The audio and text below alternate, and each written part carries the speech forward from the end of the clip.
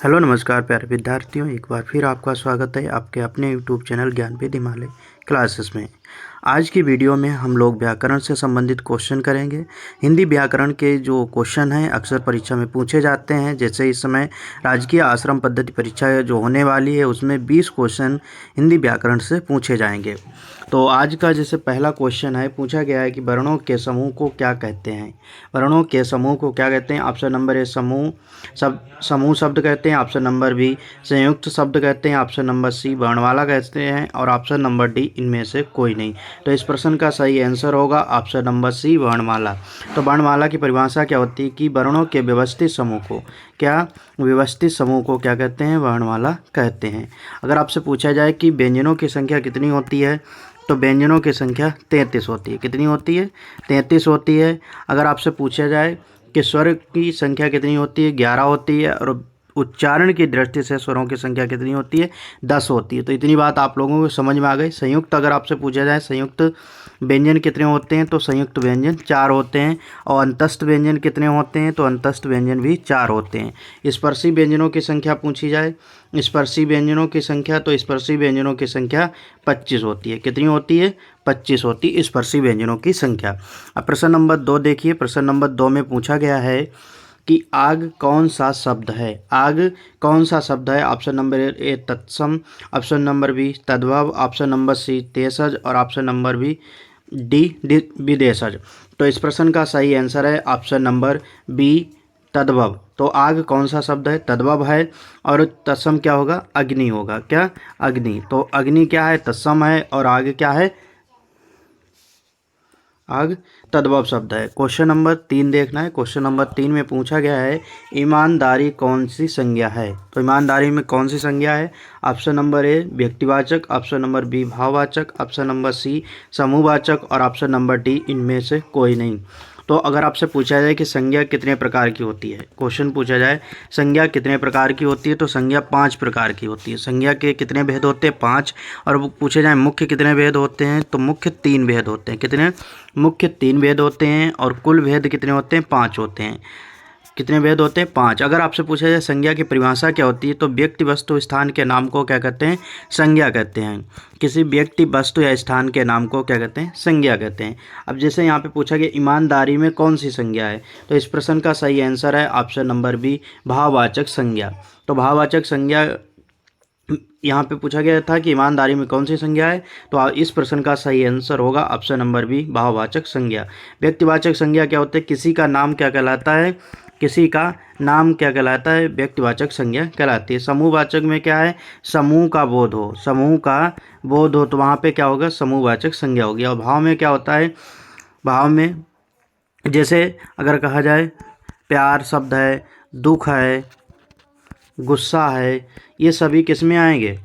भाववाचक संज्ञा के अंतर्गत आते हैं। जैसे क्रोध हो गया, क्रोध भी किस में आएगा? भाववाचक संज्ञा में आएगा। तो ये सभी क्या कहलाते हैं? भाववाचक संज्ञा कहलाते हैं। अगर व्यक्तिवाचक की बात की जाए, जैसे राम, सीता, रोहन, या किसी शहर का नाम जैसे आगरा, दिल्ली, तो ये सब क्या हो जाएंगे? व्यक्तिवाचक संज्ञा हो जाएंगे। और अगर समूहवाचक संज्ञा की बात की जाए, समूहवाचक संज्ञा की बात की जाए, जैसे सभा हो गया, क्या? सभा हो गया, मेला है, सैनिक हैं, क्या? सैनिक। ऐसे विभिन्न एग्जाम्पल हैं जो किस में आएंगे? समूहवाचक संज्ञा में आएंगे। अब क्वेश्चन नंबर आप लोग 4 देखिए। क्वेश्चन नंबर 4 में पूछा गया है कि सोना कौन सा संज्ञा है? तो सोना में कौन सी संज्ञा है? तो ऑप्शन नंबर ए भाववाचक संज्ञा, ऑप्शन नंबर बी समूहवाचक, ऑप्शन नंबर सी द्रव्यवाचक, ऑप्शन नंबर डी इनमें से कोई नहीं। तो इस प्रश्न का सही आंसर है ऑप्शन नंबर सी द्रव्यवाचक।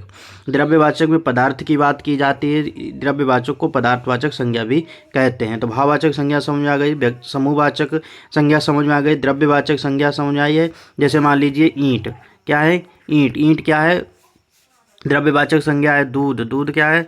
द्रव्यवाचक संज्ञा है। पानी में कौन सी संज्ञा है? द्रव्यवाचक संज्ञा है। और जैसे कह दिया शराब में कौन सी संज्ञा है? तो द्रव्यवाचक संज्ञा है। इतनी बात समझ आई। जैसे अगर आपसे पूछा जाए सोना, चांदी,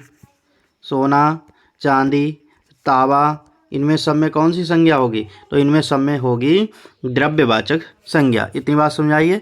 अब अगला क्वेश्चन देखिए, क्वेश्चन नंबर 4 है, जिसमें पूछा गया है कि समास कितने प्रकार के होते हैं।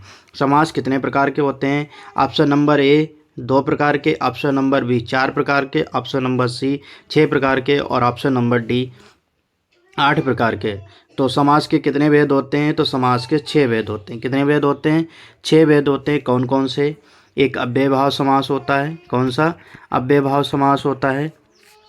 इसके बाद तत्पुरुष समास होता है। तत्पुरुष समास 2 प्रकार के, जैसे तत्पुरुष समास में कौन कौन से आते हैं, कर्मधारय समास आता है। कौन सा, कर्मधारय समास और द्विगु समास। कर्मधारय समास और द्विगु समास। इसके बाद है जैसे द्वंद्व समास। कौन सा है, द्वंद्व समास है। द्वंद्व समास के बाद आता है बहुव्रीहि समास। कौन सा, बहुव्रीहि समास।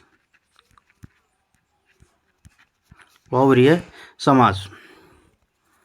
तो कितने समास हो गए, 1 2 3 4 5 6। तो समास के कितने भेद होते हैं, 6 भेद होते हैं। तो बात समझ गए। तो इस प्रश्न का सही आंसर है option number C. Option number C कौन सा हो जाएगा, 6 नंबर, मतलब ऑप्शन नंबर सी जो है बिल्कुल राइट आंसर है। तो समास के कितने भेद होते हैं, 6 भेद होते हैं। कौन कौन से, अव्ययभाव समास, तत्पुरुष समास, कर्मधारय समास, द्विगु समास, द्वंद्व समास और बहुव्रीहि समास। तो इस प्रकार के 6 भेद होते हैं। क्वेश्चन नंबर 5 है। क्वेश्चन नंबर 5 में पूछा गया है कि नवयुवक में कौन सा समास है। ऑप्शन नंबर ए कर्मधारय समास, ऑप्शन नंबर बी बहुव्रीहि समास, ऑप्शन नंबर सी द्वंद्व समास, ऑप्शन नंबर डी द्विगु समास। तो कर्मधारय समास इस प्रश्न का बिल्कुल सही आंसर है। नवयुवक में कौन सा समास है, कर्मधारय समास है। कर्मधारय समास में क्या होती है कि जो पूछा जाता है उसकी विशेषता बताई जाती है। बहुव्रीहि समास में तीसरा अर्थ होता है, द्वंद्व समास में एक दूसरे के विपरीत होते हैं और द्विगु समास में प्रथम पद संख्यावाचक होता है। अगला आप क्वेश्चन नंबर 6 देखिए। क्वेश्चन नंबर 6 में पूछा गया है कि प्रतिदिन कौन सा समास है।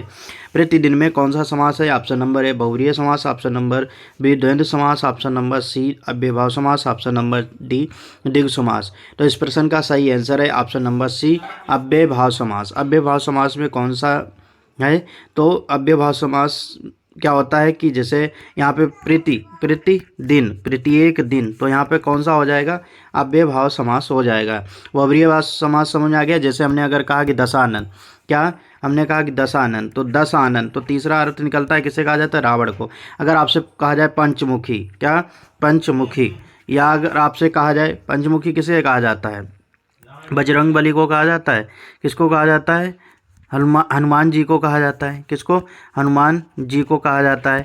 अगर आपसे कहा जाए पीताम्बर, तो पीताम्बर किसे कहा जाता है, तो कृष्ण जी को कहा जाता है। लंबोदर, तो लंबोदर किसे कहा जाता है, गणेश जी को कहा जाता है। तो बात समझ आ रही, जब तीसरा अर्थ प्रदान होता है वहाँ पे कौन सा समास होता है, बहुव्रीहि समास होता है। इतनी बात समझ आई। तो अब क्वेश्चन नंबर आप लोग 7 देखिए। क्वेश्चन नंबर 7 में पूछा गया है ईमानदारी में कौन सी संज्ञा है। ईमानदारी में कौन सी संज्ञा है। ऑप्शन नंबर ए व्यक्तिवाचक, ऑप्शन नंबर बी भाववाचक, ऑप्शन नंबर सी समूहवाचक और ऑप्शन नंबर डी इनमें से कोई नहीं।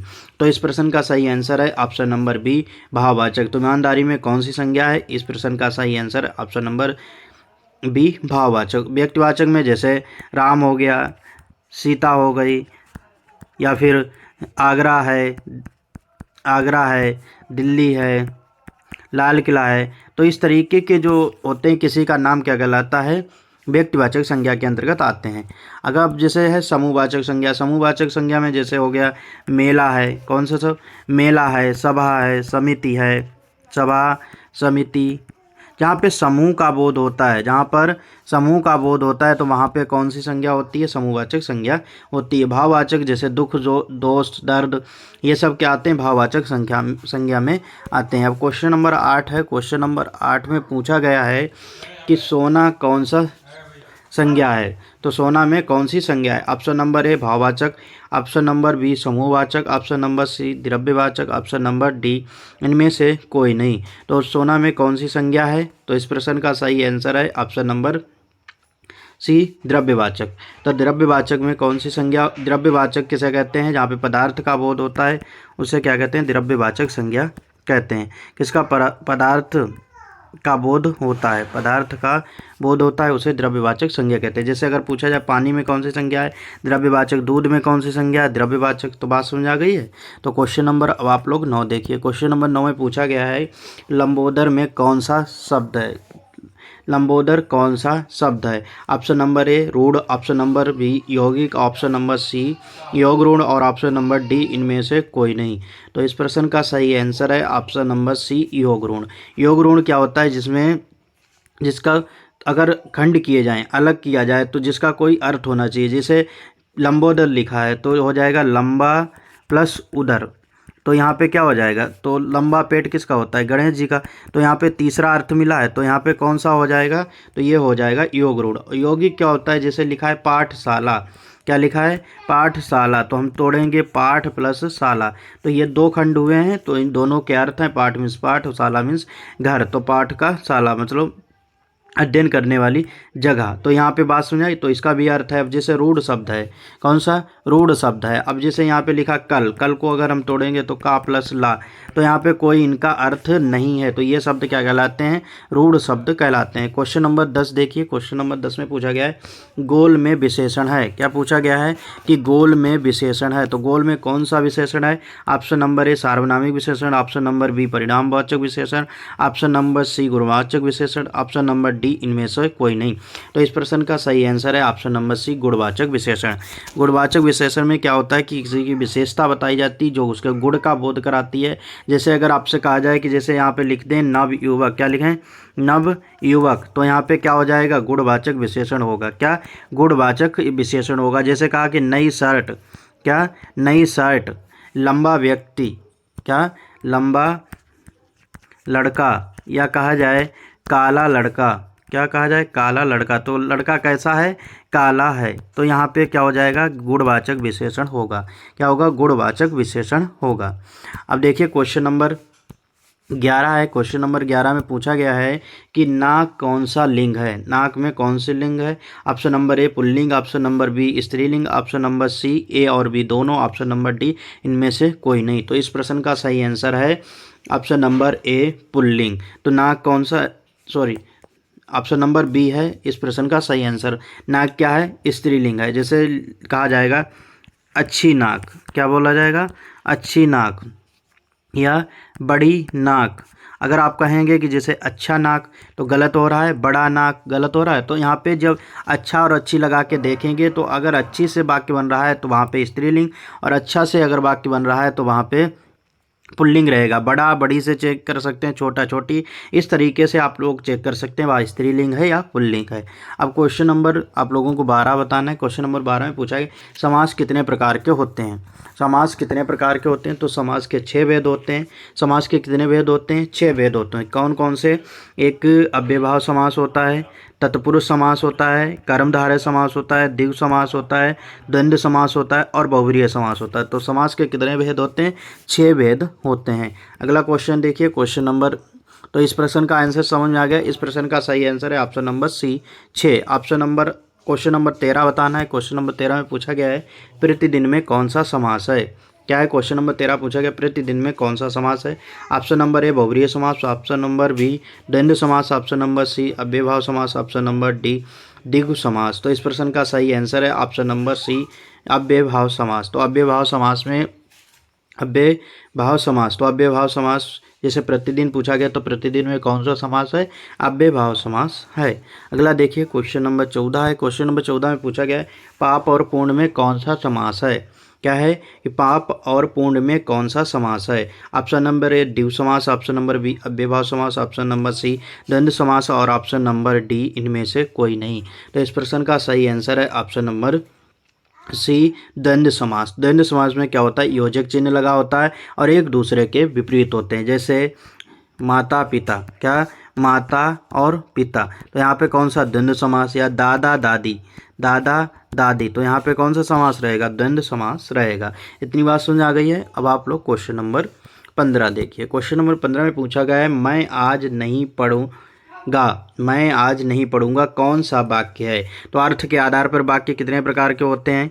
अर्थ के आधार पर वाक्य कितने प्रकार के होते हैं? तो अर्थ के आधार पर वाक्य 8 प्रकार के होते हैं। कितने प्रकार के होते हैं? 8 प्रकार के होते हैं। तो यहाँ पे पूछा गया है मैं आज नहीं पढ़ूंगा। ऑप्शन नंबर ए निषेधवाचक, ऑप्शन नंबर बी विधिवाचक, ऑप्शन नंबर सी आज्ञावाचक, ऑप्शन नंबर डी संकेतवाचक। तो इस प्रश्न का सही आंसर है ऑप्शन नंबर ए निषेधवाचक।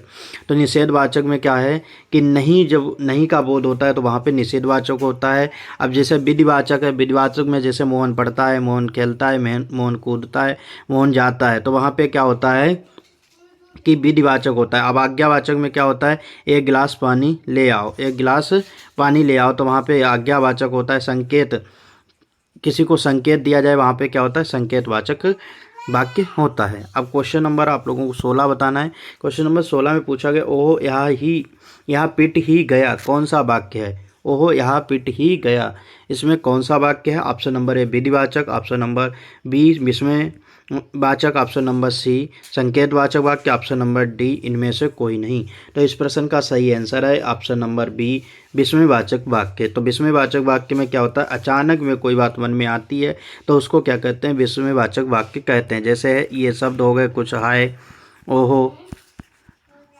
तो ऐसे जो वाक्य होते हैं यहाँ पे ये चिन्ह लगा होता है, विस्मयवाचक ये चिन्ह होता है, इसे एक्सक्लेमेटरी चिन्ह भी कहते हैं। तो इस प्रकार के जो वाक्य होंगे उनमें क्या कहेंगे? विस्मयवाचक वाक्य कहते हैं। तो इस प्रश्न का सही आंसर है ऑप्शन नंबर बी विस्मयवाचक वाक्य। क्वेश्चन नंबर 17 है। क्वेश्चन नंबर 17 में पूछा गया है तुम अपने काम में सफल रहो, कौन सा वाक्य है? तुम अपने काम में सफल रहो, कौन सा वाक्य है? ऑप्शन नंबर ए इच्छावाचक, ऑप्शन नंबर बी संदेहवाचक, ऑप्शन नंबर सी विधिवाचक, ऑप्शन नंबर डी इनमें से कोई नहीं। तो इस प्रश्न का सही आंसर है ऑप्शन नंबर ए इच्छावाचक। इच्छावाचक में क्या होता है कि किसी व्यक्ति की इच्छा दर्शाई जाती है, तो वहाँ पे कौन सा वाक्य होता है? इच्छावाचक वाक्य होता है। अब ऑप्शन जैसे बी ऑप्शन है संदेहवाचक, तो वहाँ पे संदेह होता है कि ऐसा कार्य हुआ या नहीं हुआ, तो उसमें पूर्ण रूप से निश्चित नहीं होता, लेकिन संदेह की बात की जाती है। और विधिवाचक जैसे साधारण वाक्य होते हैं।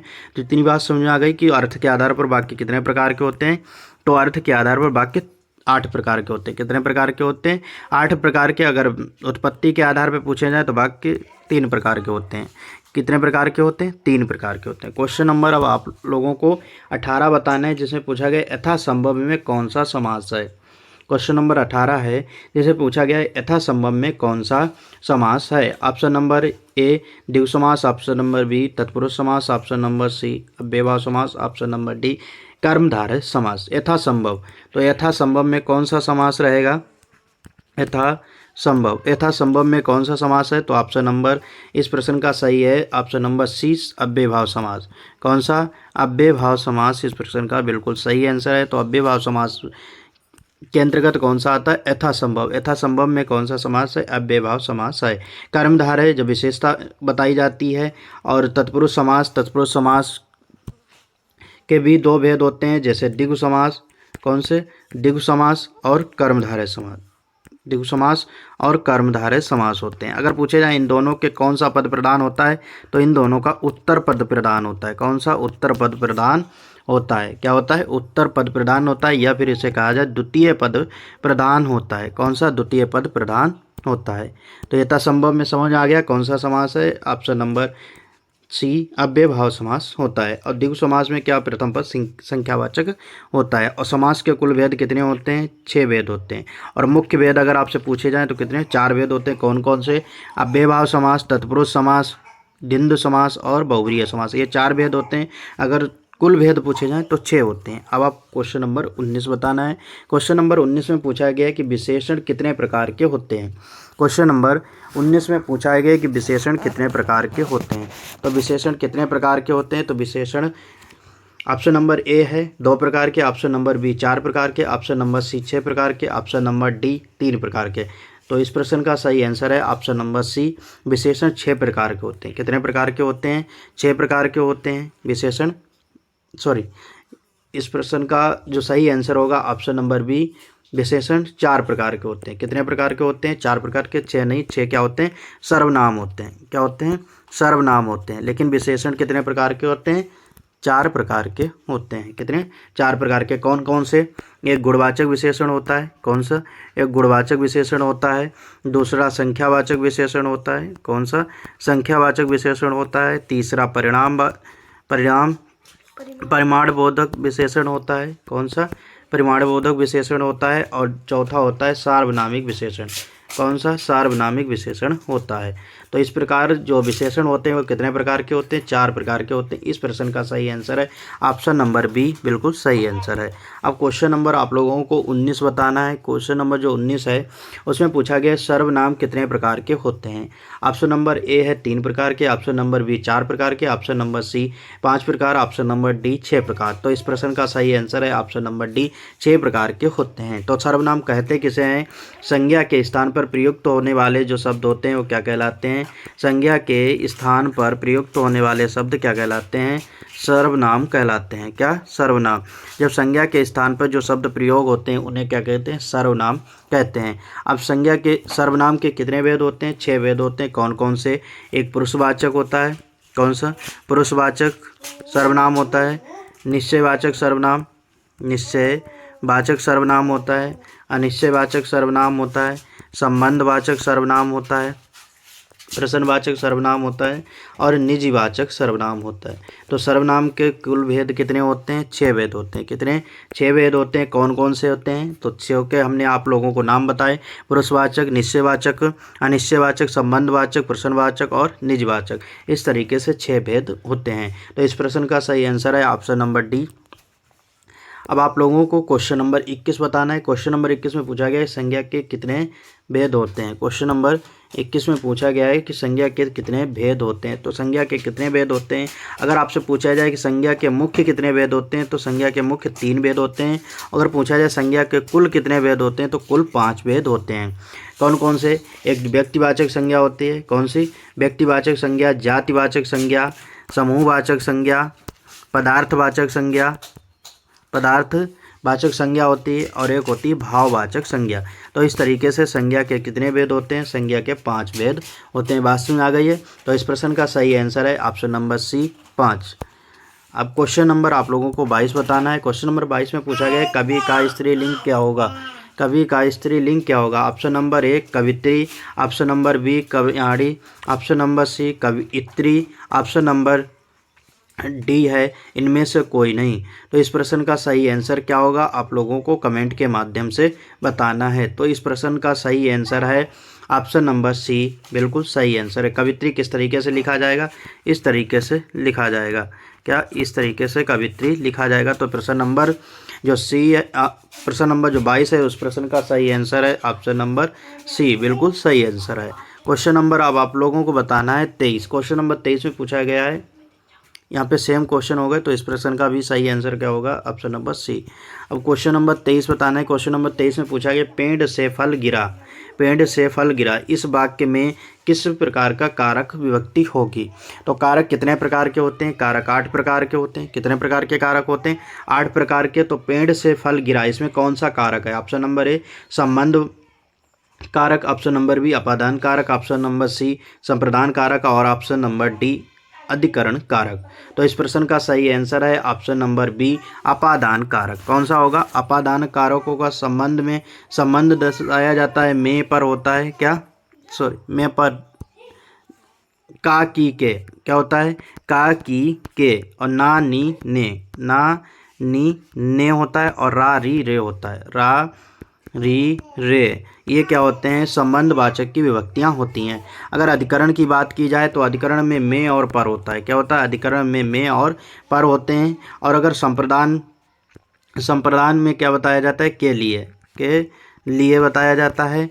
और संबंध बता ही दिया। अपादान में क्या होता है? अपादान की विभक्ति होती से, लेकिन इसमें अलग होने की बात का प्रतीत होती है। अलग होने की बात कही जाती है। जैसे पेड़ से फल गिरे तो पेड़ से फल अलग हो गए हैं, तो अलग जब हो जाते हैं तो वहाँ पे कौन सा होता है? अपादान होता है। क्या होता है? अपादान होता है। तो इतनी बात समझ आ गई है। अब देखिए कि आप लोगों को पता चल गया कि कितने प्रकार के कारक होते हैं। 8 प्रकार के कारक होते हैं। अगर आपसे पूछा जाए तत्पुरुष समास में कितनी विभक्तियां प्रयोग करते हैं? 6 विभक्तियां प्रयोग करते हैं। कौन कौन सी विभक्ति प्रयोग नहीं करते हैं? तो कर्ता और संबोधन।